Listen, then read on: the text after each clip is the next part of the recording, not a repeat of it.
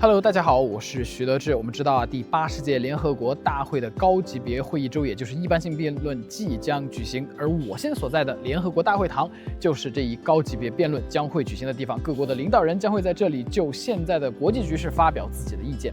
那么，可能很多的小伙伴就会好奇了，这样的会议到底是怎么进行的呢？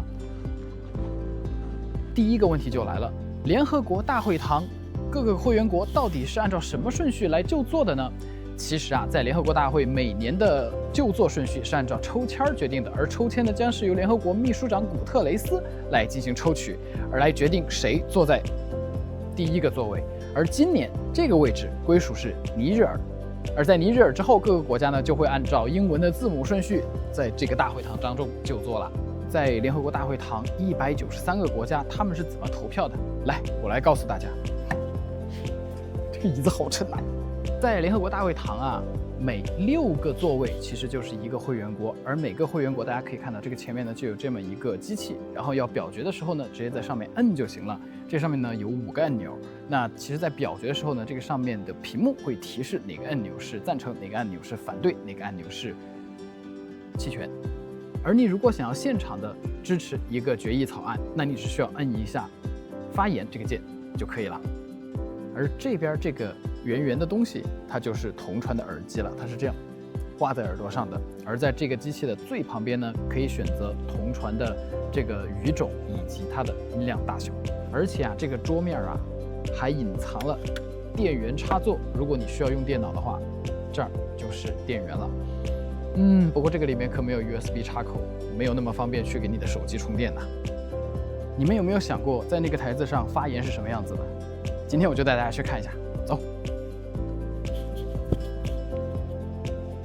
这里就是联合国大会的讲台了。那在接下来的时间当中呢，各国的领导人将会站在这里进行发言。下面是可以有自动升降的，然后这个桌子也是可以升降的。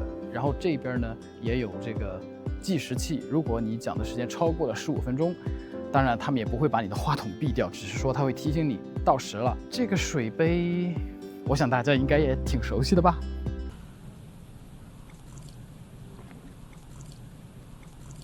在联合国有6种官方语言，英语、法语、中文、俄语、西班牙语以及阿拉伯语。像在联合国大会厅里的会议呢，都会提供6种语言的同传服务。你有想过这些同传室里面长什么样吗？这儿就是同传室。通常情况下，一个语种呢有2到3名同传人员，因为同传其实非常耗脑力的。哇，这个真的就是不是同传，你可能真的驾驭不了这个机器。这个上面好多按钮，有我们知道的像是音量键呀，它还可以升调，还可以降调。然后我觉得这个里面最有意思的一个键是这个旁边有一个写了 slow 慢的这个键。这个键是什么意思呢？就是如果下面的演讲者他说话的语速太快了，同传呢就摁下这个键，摁了这个按钮之后呢，那边就会得到一个信号，然后呢就会说话需要慢一些，否则同传跟不上嘛。你想想，各个国家的领导人在上面发言，说话语速太快了，太激动了，啪，被同传一个 slow， 那边也得慢下来。刚才呢，我带大家看了看在联合国大会厅举行会议，代表团们到底要如何就座，以及他们如何使用设备进行投票，还有同传们到底是怎么工作的。那现在的问题就来了，我们看到这么多的设备，你们知道吗？它其实是一家叫做深圳台联的中国厂商提供的。听到我吓了一跳，联合国总部这么多会议室，这得要多少设备啊？所以我就想，要不我们今天就找一个比较了解这个方面信息的人。这不巧了吗？这家公司的代表团正在联合国商讨为联合国总部会议系统升级的事儿。那整个联大会堂呢，这里已经有超过5000台设备。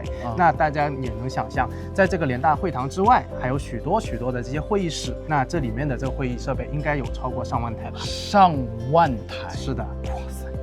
接下来我们跟联合国会有一些什么样的升级的需求呢？就是联合国的设备是2014年我们投入使用的，现在呢已经可靠的运行超过10年了。这次我们的升级是为了进一步提升联合国的效率，加入了适合更多当代的这些功能以及未来的一些新功能。台电希望能为加强联合国的作用，加强这个多边主义核心的国际组织添砖加瓦。其实啊，作为一个中国在联合国的记者，听到这些设备都是中国厂商制造的，真的非常的自豪。我们也希望呢，有更多的中国企业能够出海，能够有中国制造，为联合国的多边主义核心地位提供更大的支持、更强力的支持，让联合国在未来80年继续发挥它的有用的作用。而现在呢，让我们一起期待第80届联合国大会高级别会议者的到来。我是徐德志，拜拜。